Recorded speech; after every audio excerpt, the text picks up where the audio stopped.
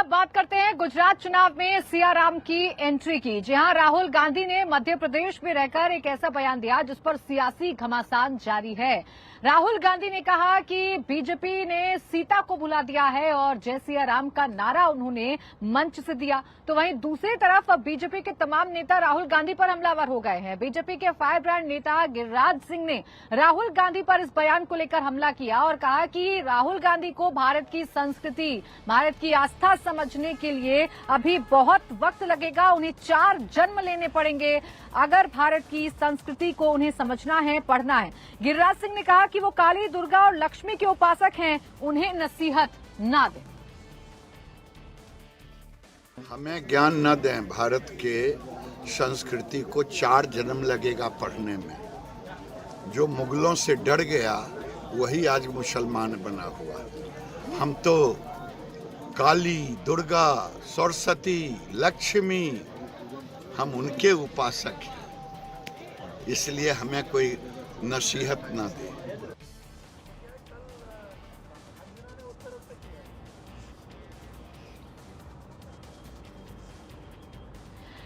तो देखिए, आपने सुना गिरिराज सिंह ने किस तरीके से हमला बोला है। तो सिर्फ गिरिराज सिंह ही नहीं बल्कि एक के बाद एक तमाम बीजेपी के नेताओं की तरफ से राहुल गांधी पर हमला बोला जा रहा है और इस पर सियासी घमासान तेज हो गया है। मध्य प्रदेश के गृह मंत्री नरोत्तम मिश्रा भी इस सियासी समर में टूट पड़े हैं और उन्होंने राहुल पर बड़ा पलटवार करते हुए कहा कि राहुल का ज्ञान बाबा ब्लैक शिप तक ही है। नरोत्तम ने कहा कि श्री शब्द का प्रयोग सीता जी के लिए ही होता है। राहुल को ये ज्ञान कमलनाथ के पंडित से मिला होगा। बाबा का ज्ञान मुझे लगता है बाबा ब्लैक शीप तक ही सीमित है। अरे भाई, राम की शुरुआत श्री से ही होती है और श्री जो है विष्णु भगवान जी की पत्नी लक्ष्मी और सीता जी के लिए प्रयोग होता है। जरा खोल के तो देख लें इतिहास, रामायण। हालांकि वो रामायण पढ़ेंगे नहीं, गीता के पन्ने पलटे शायद नहीं होंगे, तो नेट पे देख लें, उसमें श्री का उल्लेख है। श्री राम, कृष्ण और विष्णु जी के अवतार हैं। श्री लक्ष्मी जी के नाम के आगे लगता है और इन्हीं नामों के आगे श्री इसीलिए लगाया जाता है। मुझे लगता है आपको उन्हीं पंडित ने ये बताया होगा, ये वाली बात जो आपने कल बोली है, जिन्होंने मंदिर का केक बना के माननीय कमलनाथ जी से कटवाया। नरोत्तम मिश्रा ये कह रहे हैं कि जो राहुल गांधी का ज्ञान है वो बाबा ब्लैक शिप तक ही सीमित है। लेकिन राहुल गांधी ने क्या बयान दिया था जिस पर एक घमासान मचा हुआ है, आपको सुनवाते हैं। दरअसल राहुल गांधी भारत जोड़ो यात्रा के साथ मध्य प्रदेश के आगर मालवा जिले में थे और वहीं पर संबोधित करते हुए उन्होंने जय सियाराम का मुद्दा उठा दिया। सुनिए। हे राम का मतलब राम एक जीने का तरीका थे, एक जीने के तरीका था।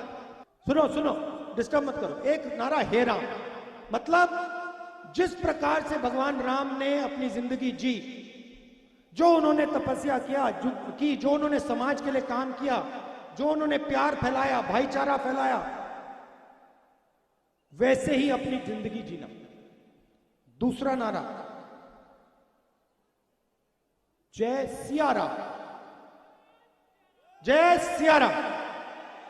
अब जय सियाराम का मतलब क्या है, ये पंडित जी ने मुझे बताया, सीखा हूं मैं, यात्रा पे बहुत कुछ सीखा हूं। जय सियाराम का मतलब क्या है, देखो ये जी ताली बजा रहे हैं। जय सियाराम का मतलब जय सीता, जय राम। मतलब क्या कि सीता और राम एक ही हैं, सीता और राम एक ही हैं। इसलिए नारा है जय सियाराम या जय सीताराम। तीसरा नारा जय श्री राम, उसमें हम राम भगवान की जय करते हैं। पंडित जी ने मुझसे कहा कि आप अपनी स्पीच में पूछिए कि बीजेपी के लोग जय श्री राम करते हैं मगर कभी जय श्री राम और हे राम क्यों नहीं करते।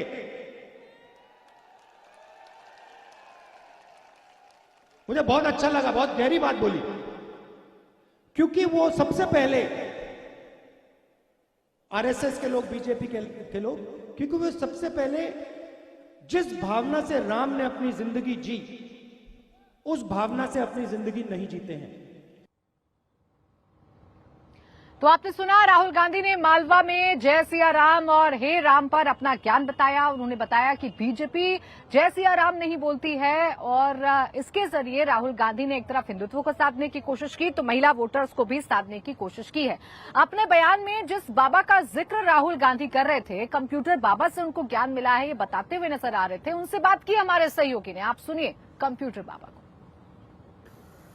आगर मालवा में हुई एक सभा के दौरान राहुल गांधी ने राम पर अपनी फिलॉसफी बताई, हे राम, जय सिया राम और जय श्री राम की। लेकिन उन्होंने ये भी बताया इस फिलॉसफी के पीछे मध्य प्रदेश के एक पंडित जी थे। ढूंढ निकाला हमने उस पंडित जी को। हमारे साथ हैं कंप्यूटर बाबा। सर, क्या थी ये पूरी फिलॉसफी जो राहुल गांधी की हम स्पीच में देख रहे हैं? आपने बताया कि आपकी समझाइश रही है, हे राम कैसे रहा ये पूरा, मुझे बताएं, क्या क्या एक्सप्लेनेशन दिया था आपने, किस तरीके से बात करी? हे राम क्या बताया था आपने? हमारा ये रहा कि हे राम मीन्स हमारे यहाँ केवट जी के साथ राम जी का क्या भाव रहा, सबरी के साथ राम जी का क्या भाव रहा, इसलिए हे राम, राम जी का सामंजस्य जो है एक सबरी जैसे से रहा, एक केवट जैसे से रहा, इसलिए ऐसा हमने जानकारी जो हम लोग देते रहे हैं सबको। और जो हमारा ये था कि हे राम कहने का तात्पर्य ये रहा। और रहा जय सिया राम, देखिए बिना सीता के राम नहीं है, बिना राधा के कृष्ण नहीं है, बिना गौरी के और शंकर नहीं है, इसलिए सीता होना ही चाहिए राम जी के साथ, राधा होना ही चाहिए कृष्ण के साथ और गौरी होना ही चाहिए शंकर के साथ। इसलिए बिना सीता का राम अधूरा रहेगा, अकेला रहेगा, इसलिए सीताराम कहना ही चाहिए। अब रह गया श्री राम, तो श्री राम मीन्स ये है कि आप केवल राम जी को भर, अधूरा राम बिना सीता के पूरे नहीं हुए हैं। जब तक सीता नहीं जुड़ी है तो अधूरा है, राधा से कृष्ण नहीं जुड़े हैं तो अधूरे हैं, गौरी से शंकर नहीं जुड़े तो अधूरे हैं। इसलिए कृष्ण और राधा तब, और गौरी और शंकर ऐसे ही जो है सीता और राम, इसलिए श्री राम नहीं सिया राम कहिएगा। मैंने कई बार बीजेपी वालों से भी कहा कि आप लोग जो है सिया राम करें बजाय श्री राम के, अकेला नहीं, सीता जी को साथ, क्योंकि आप सीता जी को छोड़ना ज्यादा चाहते, इसलिए छोड़े ना, सीता जी को लेकर के चले। नहीं, वो राहुल गांधी जी के साथ आज आपकी प्रगाढ़ता दिखी, साथ रहे, आपकी बात समझते भी हैं, मानते भी हैं, लेकिन उनका ये इशारा जो है सीता को छोड़ दिया है। तो बीजेपी ने मतलब सीता कहना था वहाँ महिलाएं नहीं है, इसलिए जय श्री राम का नारा लगाते, जय सिया राम नहीं लगा सकते, लेकिन महिलाएं तो है।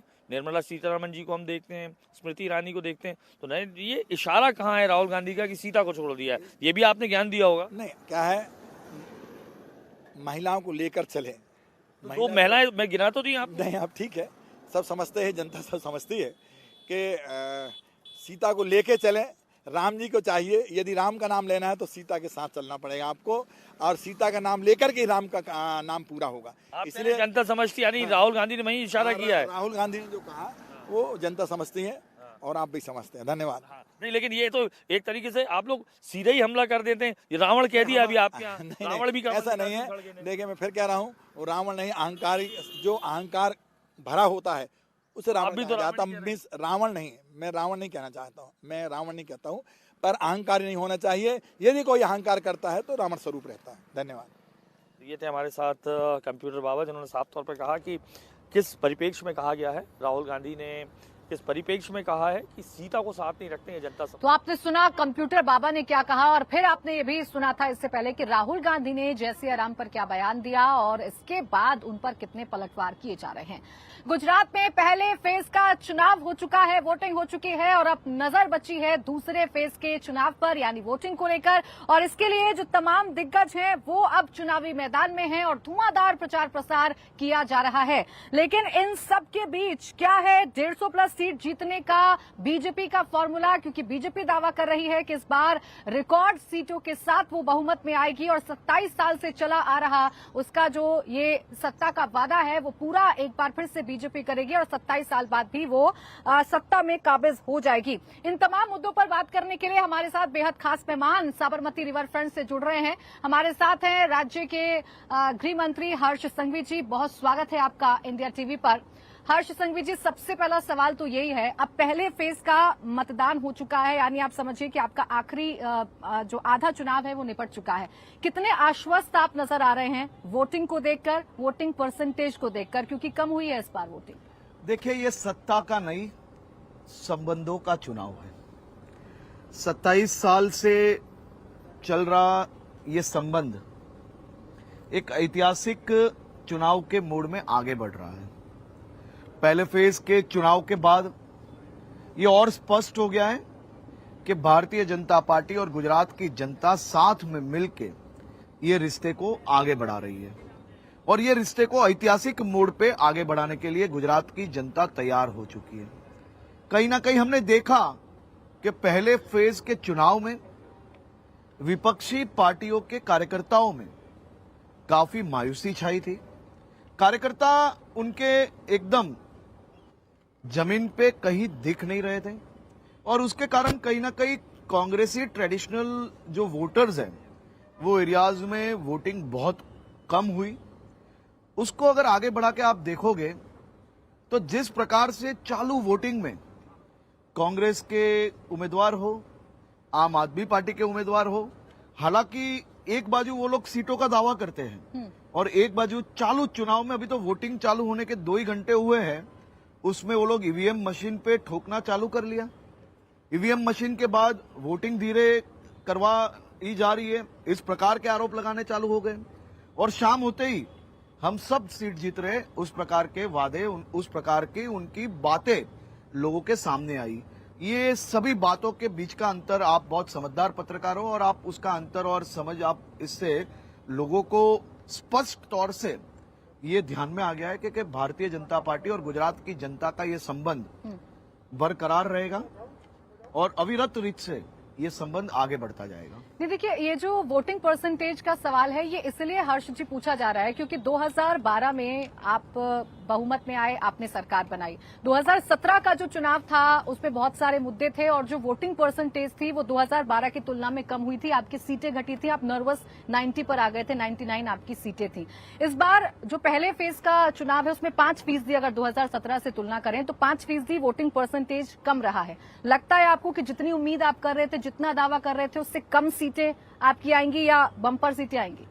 नहीं, ये रिश्ते का एक ऐतिहासिक मोड़ है और हम सबने देखा है कि जिस प्रकार से गुजरात के नागरिकों की आंखों में ये गुजरात की विकास की गति को और तेजी से आगे बढ़ाने के लिए, भारतीय जनता पार्टी और गुजरात की जनता के ये रिश्ते को आगे बढ़ाने के लिए, मैं ये मान रहा हूं, देश तोड़ने वालों लोगों को जवाब देने वाले लोग, सरदार पटेल बांध को रोकने वाले नेताओं की पार्टी को जवाब देने के लिए लोग एकदम तैयार हो चुके हैं और एक ऐतिहासिक रिजल्ट ये 8वीं दिसंबर को गुजरात में आने वाला है।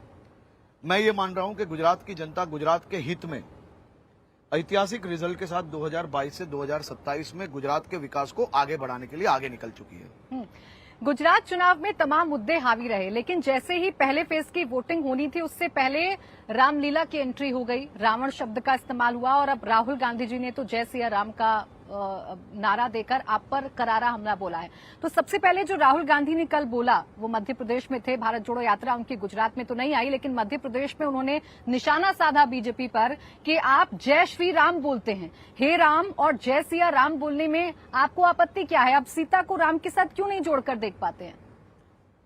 देखिए, सबसे पहले तो मैं गुजरात की जनता का आज आभार मानना चाहता हूं।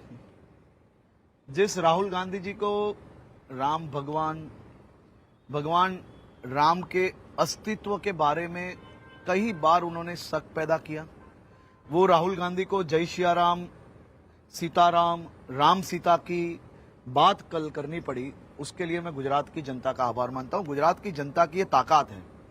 भगवान राम हमारी श्रद्धा है और भगवान राम का नाम नहीं लेंगे तो हम किसका नाम लेंगे?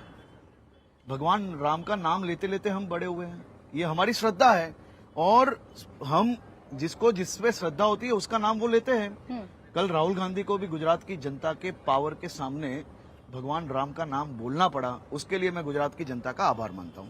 नहीं, वो ये कह रहे हैं कि आप राम का नाम तो लेते हैं लेकिन आप जय सिया राम नहीं कहते। आरएसएस और बीजेपी का जिक्र करते हुए कह रहे थे कि जय श्री राम का नारा तो आप खूब बुलंद करते हैं, लेकिन आपत्ति क्या है जय सिया शायद राम? राहुल गांधी जी को भगवान राम पे श्रद्धा नहीं है। दूसरी चीज, उनके अस्तित्व के बारे में श्रद्धा नहीं थी। साथ साथ में अगर वो गुजरात के मंदिरों में, गुजरात के जो धार्मिक भवन है, अगर उसमें जाते तो उन्हें पता चलता कि जय सिया राम के नारे यहाँ पे हर रोज लाखों बार हर गांव में गूंजते हैं। राहुल गांधी जो भी करते हैं आप उसे नकली हिंदू और असली हिंदू से जोड़कर देख लेते हैं। चुनाव से ठीक पहले या पहले फेज की मतदान से ठीक पहले मध्य प्रदेश के मंदिरों में राहुल गांधी गए। उन्होंने जो चोला ओढ़ा था उस पर भी बीजेपी ने उन्हें काफी ट्रोल किया। उन्होंने आरती की, उसके स्टाइल पर काफी ट्रोल किया। तबकि कांग्रेस कह रही है कि यही तरीका होता है और यही तरीका प्रधानमंत्री नरेंद्र मोदी का भी था। ट्विटर पर काफी वॉर शुरू हो गया था इसको लेकर। चलो बढ़िया है, वो मानते तो है कि प्रधानमंत्री मोदी जी का जो आस्था पे जो विश्वास था और जो आस्था पे उनका विश्वास था उसको राहुल गांधी जी अब फॉलो करने लगे। मेरा ये मानना है कि वो अगर ठीक से मोदी जी को फॉलो करेंगे तो धीरे धीरे उनमें समझ आ जाएगी। मोदी जी का आप जिक्र कर रहे हैं, मैं रावण वाले बयान पर आऊं। उससे पहले जिस दिन वोटिंग थी उस दिन आपका एक बयान खूब चर्चाओं में रहा जिसमें आपने कहा कि मैं तो 108 बार मोदी जी का नाम लेता हूं, कांग्रेस और आम आदमी पार्टी के पास मोदी जी है नहीं। तो ये बयान आपने किस परिप्रेक्ष्य में दिया? और यही आरोप आप पर लग रहा है कि आपके पास दिखाने के लिए कुछ नहीं है, सिर्फ मोदी का फोटो चिपका दीजिए पोस्टर्स पर और लाभ ले लीजिए। देखिए, मोदी यानी संघर्ष,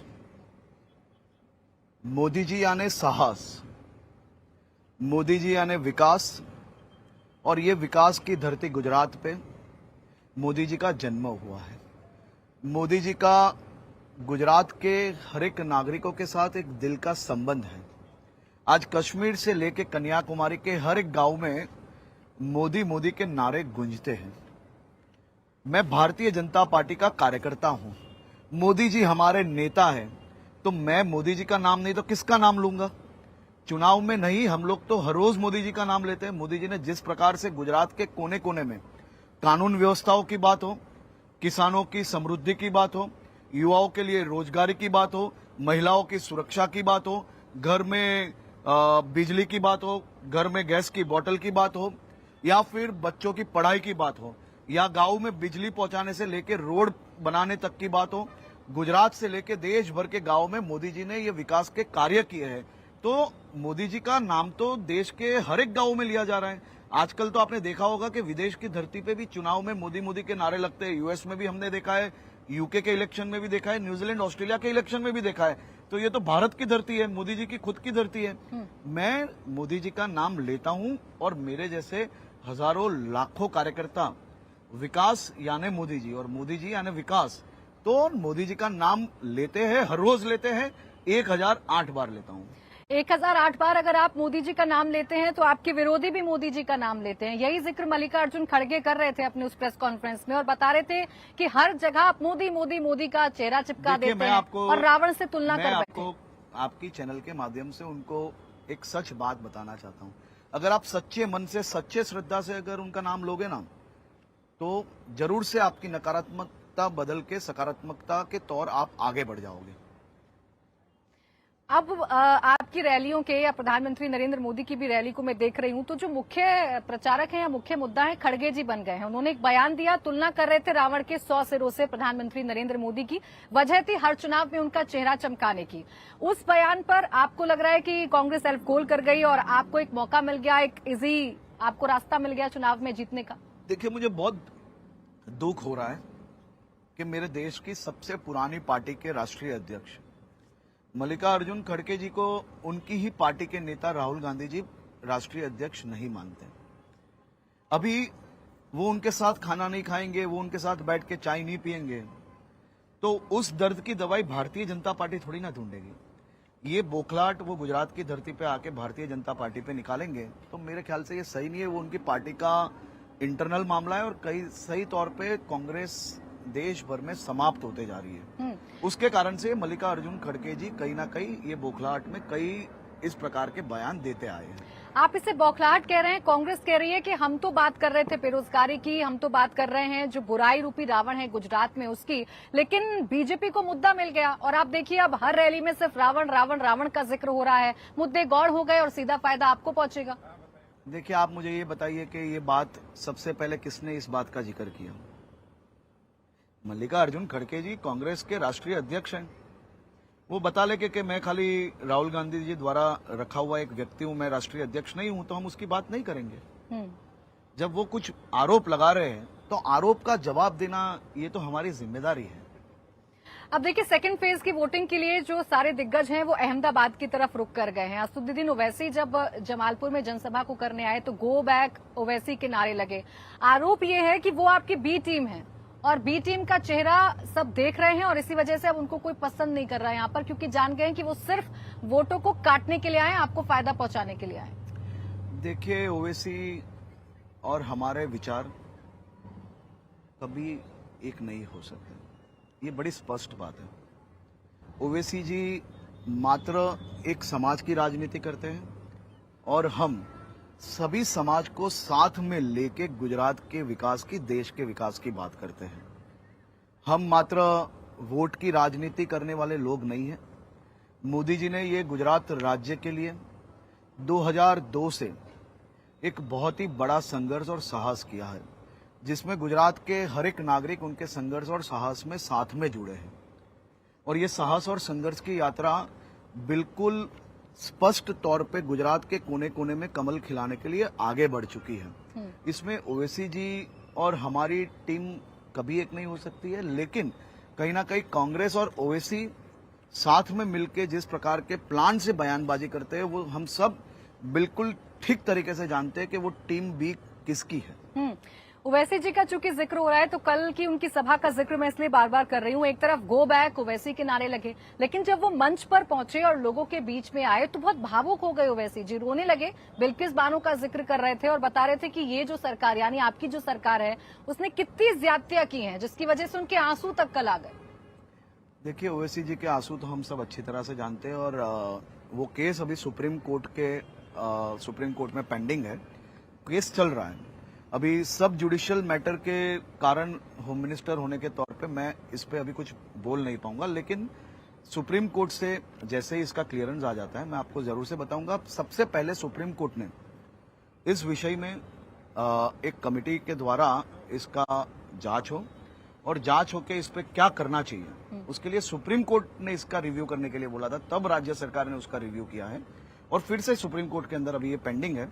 एक बार सुप्रीम कोर्ट में क्लियर होते ही हम इस बारे में बात जरूर से करेंगे। चलिए, ये तो मामला सुप्रीम कोर्ट का है, आप इसमें बोल नहीं सकते, लेकिन सवाल मेरा उस चीज को लेकर है कि बिल्किस बानो के इर्द गिर्द जो पूरी कहानी घूम रही है और आप पर आरोप लग रहे हैं और ओवैसी कल एक कदम आगे बढ़ते हुए जो रो रहे थे और बता रहे थे जनता को कि वो कितने इमोशनल। ओवैसी जी बहुत अच्छी तरह से जानते हैं कि सुप्रीम कोर्ट ने ये रिव्यू करने के लिए राज्य सरकार को कहा था और सजा 14 साल की जो है वो 14 साल की सजा जब समाप्त होती है, मतलब 14 साल जब खत्म होते हैं, तभी सुप्रीम कोर्ट उसके लिए रिव्यू के लिए स्टेट गवर्नमेंट को कहती है। लेकिन ओवैसी जी उसको कहीं ना कहीं डाइवर्ट करने का प्रयत्न कर रहे हैं। अभी ये मैटर सब जुडिस है, एक बार ये मैटर में सुप्रीम कोर्ट का जो कोई निर्णय आए उसके बाद ये विषय पे हम जरूर से चर्चा करेंगे।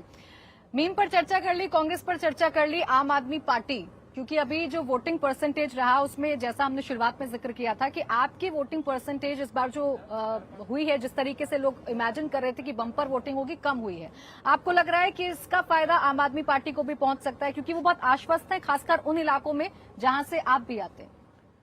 देखिए, मेरे सूरत की धरती बड़े भावुक लोगों की धरती है, बड़े दिल वालों का शहर है ये। यही सूरत शहर में अगर आप इतिहास पढ़ोगे तो अंग्रेज, पोर्चुगल सब ये शहर को लूटने के लिए पहले भी आए थे और आम आदमी पार्टी का भी निशाना सबसे पहले सूरत में रहा है। लेकिन सूरत के लोग भावुक हैं। अगर आप हमारे तो सूरत, लुटेरे कह रहे हैं? नहीं, मैं किसी को लुटेरा नहीं कर रहा हूँ, मैं तो भूतकाल की बात कर रहा हूँ, इतिहास की बात कर रहा हूँ। उन्होंने वो इतिहास पढ़ के वो आए होंगे, कुछ सोच के कई गलियां ढूंढ के आए होंगे, लेकिन मेरे शहर के लोग भावुक जरूर से हैं। अगर आप भोजन के समय मेरे शहर में कहीं पे भी जाओगे, अगर वो मध्यम वर्गीय परिवार में 2 रोटियां बनेगी ना तो 1 रोटी आपको जरूर से खिलाएंगे। लेकिन ये मेरे शहर के नागरिकों की भूल नहीं है। एक रोटी आपको खिलाने से आप ये मानते हो कि ये घर भी मेरा हो गया, तो ये भूल आपके विचारों की है। मेरे शहर के लोग भावुक जरूर है लेकिन मूर्ख नहीं है। पहले फेज के चुनाव में ही दो बड़े चेहरे जो आम आदमी पार्टी के हैं, यशोदान गढ़वी और गोपाल इटालिया, इनकी भी सीटें थीं और यहाँ पर ये दोनों उतने ही आश्वस्त हैं कि ये सीट आम आदमी पार्टी निकाल लेगी, चाहे कतारगाम जो गोपाल इटालिया की सीट है उसकी हम बात करें। अरविंद केजरीवाल जी जो हर रोज वो फ्रॉड पत्र लिखते हैं, जो लिख कर देते हैं बकायदा, सबको लिख के देते हैं, वो सभी पत्र आप इकट्ठे करके आपके पास जरूर से रखना, क्योंकि 8 दिसंबर को हम जरूर से ये विषय पे बात करेंगे। मेरे राज्य के 2 नौजवान जो बेचारे भटक के गलत पार्टी में ज्वाइन हो गए, उन्होंने कुछ दिन मेहनत भी जरूर से की। वोटिंग खत्म होते ही मुझे पता चला कि इन सभी बड़े नेताओं को अरविंद केजरीवाल जी ने बहुत ही गलत तरीके से उनसे व्यवहार किया। उनको कहा गया है कि 8 तारीख को आपका इस्तीफा लिया जाएगा। आप सोचिए कि मेरे राज्य के कोई युवा नागरिकों को इस प्रकार से कोई धमकाए, ये तो बहुत गलत बात है। मैं तो बहुत दुखी हूं कि मेरे राज्य के युवा नागरिक जो सामाजिक सेवा के लिए काम करने के लिए आगे बढ़ना चाहते थे, उन्होंने भूल से ये पार्टी सिलेक्ट जरूर से कर ली, लेकिन इस प्रकार का व्यवहार उनके साथ हो, ये तो बहुत गलत है। अच्छा, आप जो ये इमोशनल कॉर्नर रख रहे हैं, ऐसा ही उत्तराखंड में देखने को मिला था। जो सीएम कैंडिडेट थे उत्तराखंड में आम आदमी पार्टी के, हारने के बाद बीजेपी में शामिल हो गए, लेकिन उनसे इस्तीफा लिया। पहले उनको भी उत्तराखंड में इसी प्रकार से व्यवहार किया। जैसे ही चुनाव में रिजल्ट नहीं मिला, अरविंद केजरीवाल जी ने मेरे राज्य के इन सब युवाओं को क्या कहा है आपको पता है? कि मैंने पंजाब और दिल्ली के लोगों की मेहनत और पसीने की जो कमाई थी, वो गुजरात में प्रोपेगेंडा के रूप में एडवर्टाइजमेंट और सब कारण से वो लोगों की कमाई का खर्च गुजरात में किया है, और आप लोग रिजल्ट सही नहीं ला पा रहे हो, इसके लिए आपको 8 दिसंबर को इस्तीफा देना है। आप इस प्रकार का व्यवहार करोगे मेरे राज्य के युवाओं के साथ? पंजाब और दिल्ली वाले लोग उनसे सवाल पूछ रहे हैं, तो वो बौखलाहट कहीं ना कहीं मेरे राज्य के युवाओं पे वो निकाल रहे हैं। तो जो उत्तराखंड में हुआ, क्या गुजरात में भी हो जाएगा ऐसा ही? जो कोठियाल थे, कर्नल कोठियाल, वो शामिल हो गए भारतीय जनता पार्टी मेरा में? ये मानना है कि ये लोग का इस्तीफा तो वो जरूर से ले लेने वाले हैं, जिस प्रकार का व्यवहार उनके साथ हुआ है। और मुझे जब पता चला, उनके आसपास के लोगों से जो पता चला, और वो लोग जो बोल रहे थे इस प्रकार से, तो फोन पे उन्होंने बहुत ही गलत तरीके से इन लोग से व्यवहार किया है, और उनके सभी नेता बहुत दुखद हैं। आप देखिए, वो चुनाव खत्म होते ही वो लोग कहीं सामने आने के लिए भी तैयार नहीं है। इस प्रकार की परिस्थिति हो गई है। लेकिन इस प्रकार का व्यवहार मेरे ख्याल से नहीं होना चाहिए। चुनाव में हार जीत तो होती रहती है, चुनाव में आपका प्रोपेगेंडा कभी कभी फेल भी हो सकता है। हर वक्त जरूरी नहीं है कि लोग आपसे उल्लू बन ही जाए। लेकिन आम आदमी पार्टी तो इससे तक कह रही है, आप तो वीडियो पार्टी बन गए हैं, आप सिर्फ चुन कर वीडियो निकाल कर ला रहे हैं, वीडियो आप बॉम्ब कर देते हैं, उसकी ब्लास्टिंग कर देते हैं और फायदा आपको मिलता है। आप तो बहुत तेज पत्रकार हो, आपको उनसे सवाल तो पूछना चाहिए था कि वीडियो हम लाए या कोई लाया, आप छोड़ लीजिए विषय, चलिए। लेकिन ये वीडियो में जो बोल रहे हैं वो कौन है? ये वीडियो में जो भगवान का विरोध करते हैं, सत्यनारायण की कथा का विरोध करते हैं, कोई 90 साल की माता का विरोध करते हो, वो लोग कौन है? वो गुजरात की अस्मिता को ठेस पहुंचाने वाले लोग हैं। वो वीडियो में कौन है अंदर? वो आम आदमी पार्टी के नेता है, वो उनकी सोच है। जैसे ही वो पकड़े जाते हैं, ये वीडियो पुराने हो जाते हैं। जैसे ही उनकी एक पत्रिका भी पकड़ी गई, आपने सूरत में देखी, वो वादे जो उन्होंने दिल्ली में काम चालू किया है, मदरसे में जो मौलवियों को 18,000 रुपए पगार देते हैं, वही वो लोग गुजरात में करना चाहते हैं। उनकी जो पत्रिका बाहर वो लोग ने संकल्प पत्र जो निकाला था, उन्होंने 2 प्रकार के संकल्प पत्र निकाले। एक ऑफिशियली जो गुजरात के मेजोरिटी लोगों तक जाए, वो ऑफिशियली मीडिया के सामने निकाले, और एक उन्होंने खास तौर पे एक ही समाज को टारगेट करते हुए उनके वोट बैंक को खींचने के लिए वो छुप छुप के घर में बांट रहे थे, और किसी ने सोशल मीडिया में भूल से रख लिया कि एक ही पार्टी है आम आदमी पार्टी जो हमारा भला कर सकती है, 18,000 रुपए पगार देने की बात कर रही है। तो कहीं ना कहीं ये सब चीजें खुलती हैं, तो लोग तो समझदार हैं हमारे वहाँ के, वो सब समझ जाते हैं। अच्छा, लंबे वक्त से हम भी गुजरात पे हैं और इस चुनाव को कवर कर रहे हैं। मुद्दे बदल रहे हैं, चुनाव शिफ्ट हो रहा है, कई शब्दों की एंट्री हो रही है, लेकिन एक बड़ा मुद्दा जो अभी भी गुजरात चुनाव में बरकरार है, वो ड्रग्स को लेकर है। चूंकि आप गृह मंत्री हैं, इस राज्य के, जिम्मेदारी आपकी है।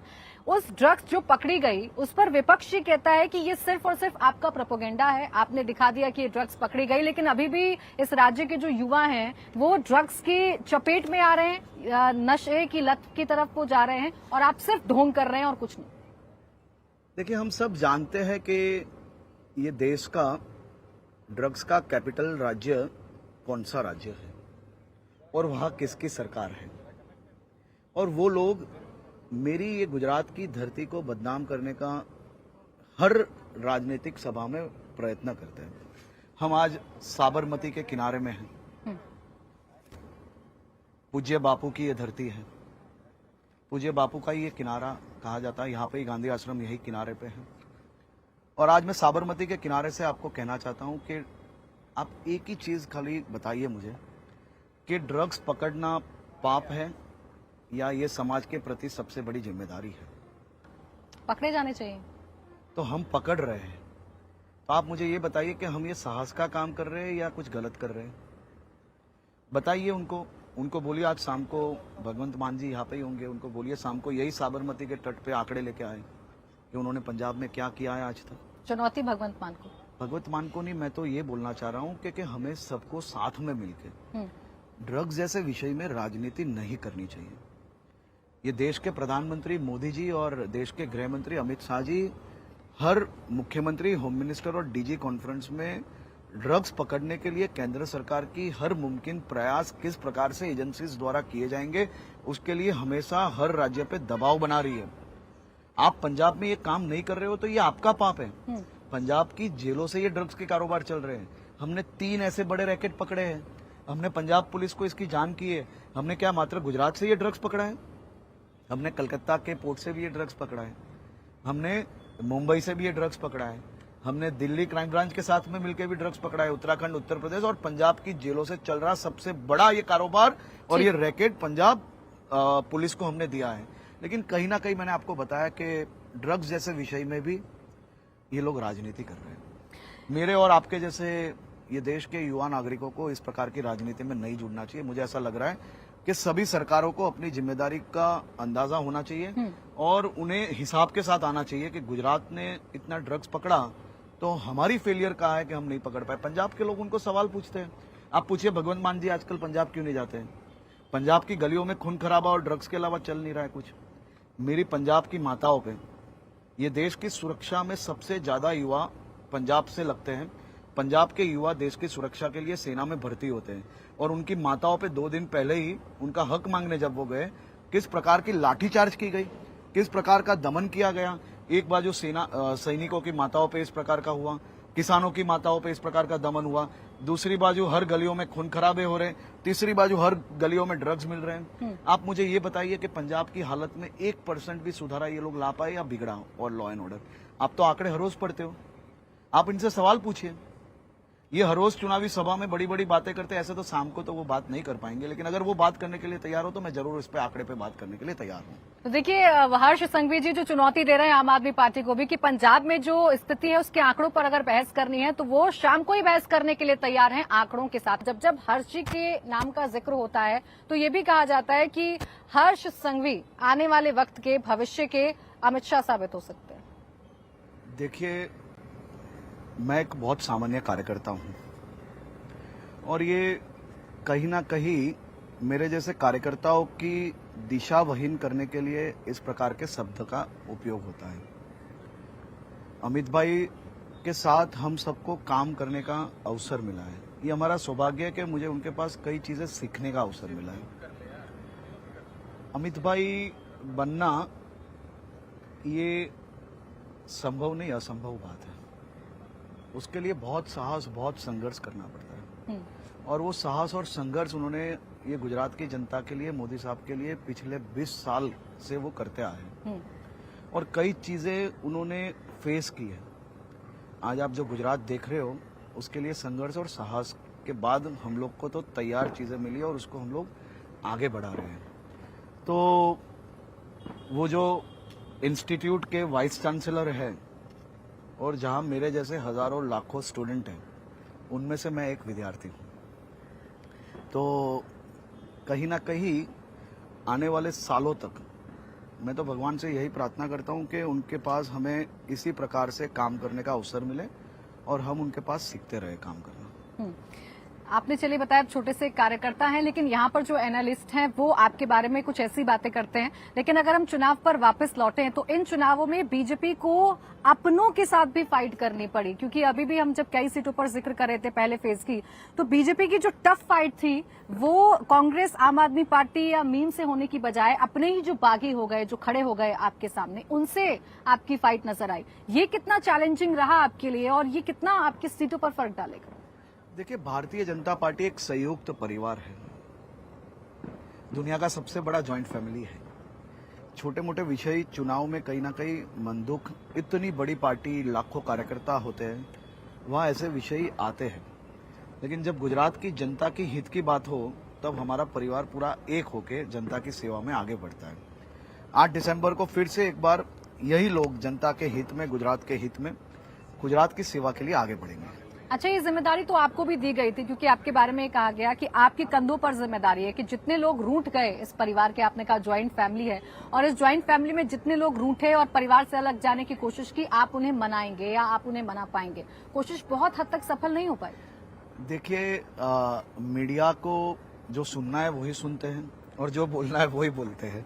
हम तो हमारे कार्यकर्ताओं को मिलना, ये हमारी जिम्मेदारी है और सबको अपना अपना निर्णय लेने का हक है। लेकिन मैंने आपको बताया कि ये एक संयुक्त परिवार है और ये परिवार गुजरात की जनता की बात आती है और गुजरात के धरती की सुरक्षा की बात आती है और गुजरात के हित की बात आती है, तब परिवार एक होता है और हम एक होकर गुजरात की जनता की सेवा के लिए 8 दिसंबर से आगे बढ़ेंगे। अच्छा, ये चुनावों में अक्सर देखा गया, नई बात नहीं है कि एक दूसरे परिवार से आता है, दूसरा दूसरे परिवार से आता है और जिसकी जहां पर मेल होती है वो वहां पर जुड़ जाता है। ऐसे ही 2 चेहरे रहे जिन्होंने आपको काफी परेशान किया था 2017 के चुनाव में, हार्दिक पटेल और अल्पेश ठाकुर।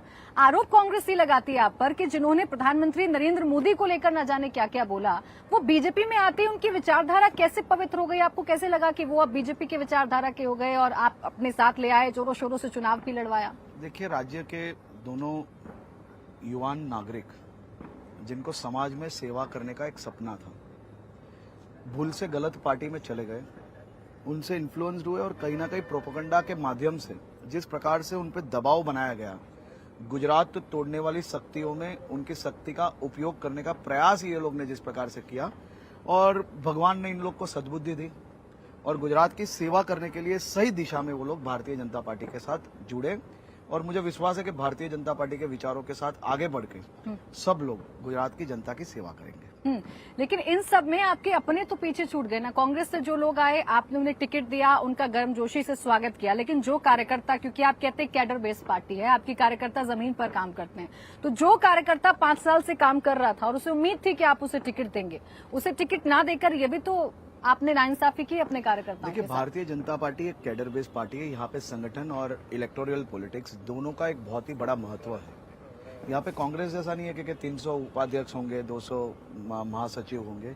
यहाँ पे हर एक व्यक्ति की अपनी एक अहमियत है, हर एक कार्यकर्ता की अपनी एक अहमियत है।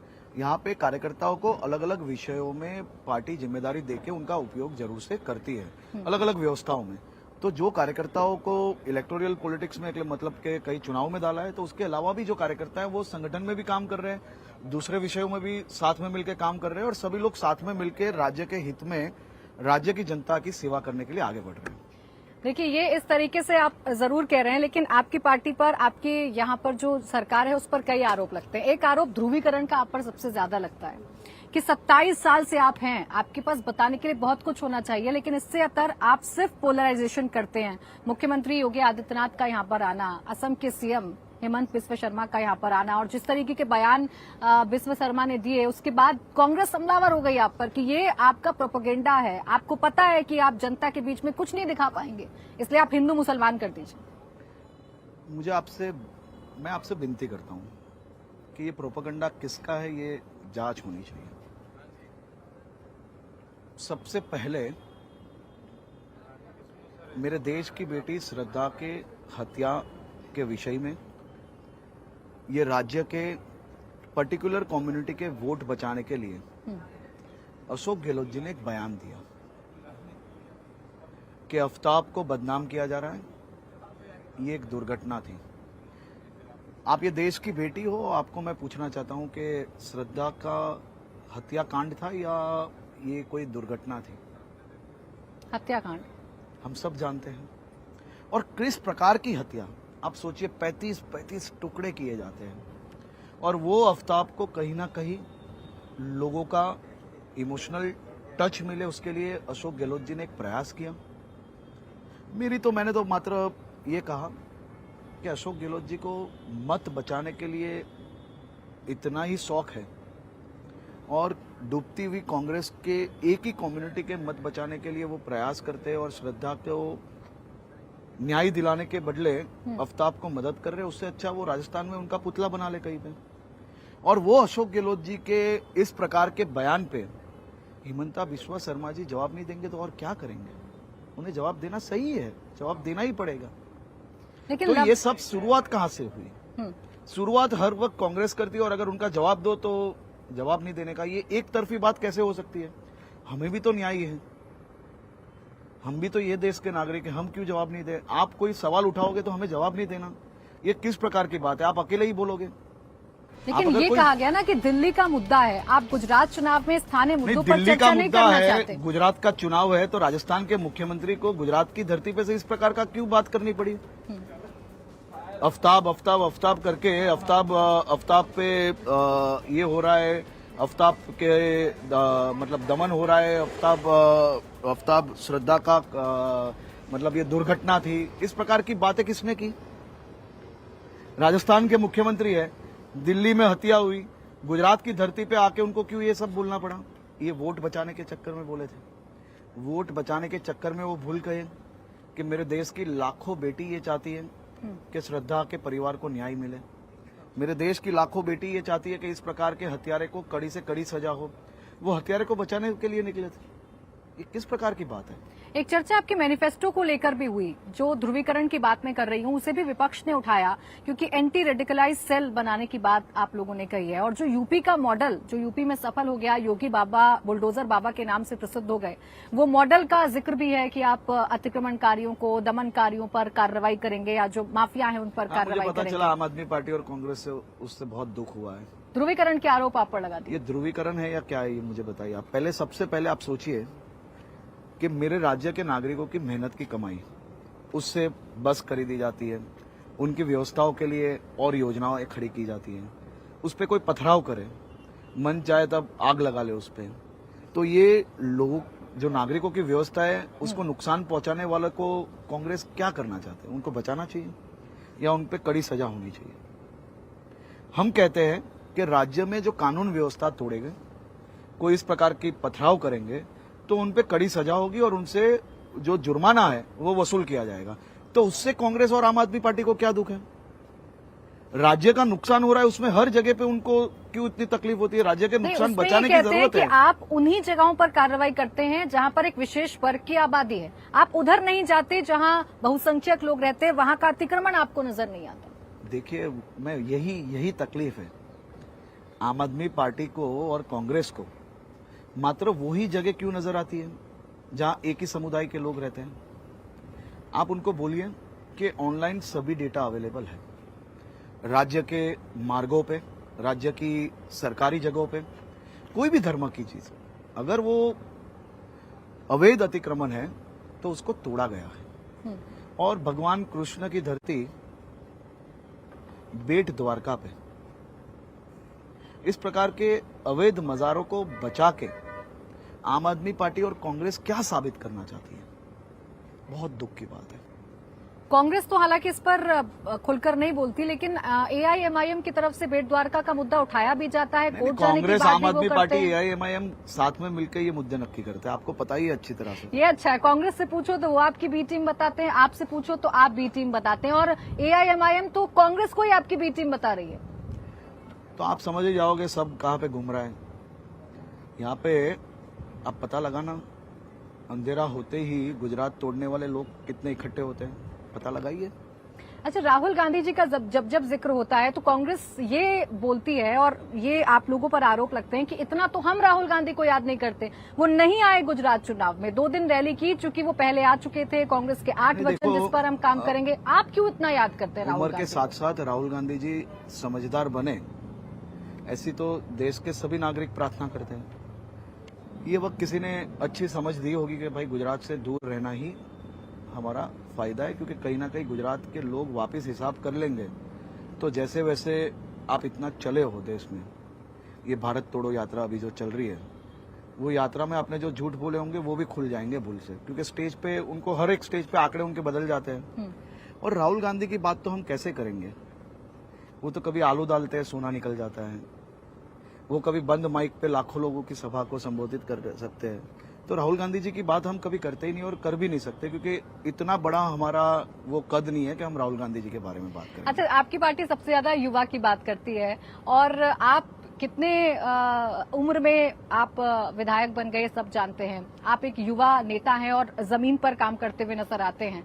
इस युवा का भविष्य इस प्रदेश के लिए और क्या हो सकता है? क्योंकि चर्चा ये भी है कि देखिएगा आने वाले वक्त में इसे प्रदेश की कमान भी मिल सकती है, मुख्यमंत्री का चेहरा भी हो सकता है हर्ष संघवी। देखिए, भारतीय जनता पार्टी का प्रत्येक कार्यकर्ता ये राज्य का सेवक है और मैं भी उनमें से एक कार्यकर्ता हूं और मैं हमेशा ये चाहता हूं कि मैं भारतीय जनता पार्टी का श्रेष्ठ कार्यकर्ता बना रहा हूं। भारतीय जनता पार्टी ने एक हर्ष को गुजरात भर में पहचान दी है। भारतीय जनता पार्टी ने मुझे कई विषयों पे काम करने का अवसर प्रदान किया है। यही भारतीय जनता पार्टी ने मुझे जीवन के अनेक मूल्य सिखाए हैं और यही भारतीय जनता पार्टी का जीवन भर में कार्यकर्ता बना रहना, यही मेरा सपना है। जाते जाते बता दीजिए, अब भी आप कायम हैं जो रिकॉर्ड तोड़ आप सीटों की बात कर रहे थे, कितनी सीटें बीजेपी हासिल कर लेगी? अब देखिए, ये तो गुजरात की जनता ने तय कर लिया है कि गुजरात की जनता एक नया इतिहास लिखेगी और गुजरात की जनता ये चुनाव लड़ रही है, भारतीय जनता पार्टी नहीं। गुजरात की जनता ये वक्त देश तोड़ने वाले अनेक शक्ति जो है, जो गुजरात तोड़ने का प्रयास कर रहे हैं, उनको जवाब देने के लिए माधव सिंह तैयार है। सोलंकी का रिकॉर्ड टूटेगा? देखिए, गुजरात की जनता जब एक होकर लगती है तब कोई रिकॉर्ड बचा नहीं सकता। चलिए, बहुत बहुत शुक्रिया आपका हर्षी, हमसे बात करने के लिए। इंडिया टीवी हर वक्त हर जगह डाउनलोड करने के लिए सर्च करें India TV news Google play store या ऐप स्टोर पर।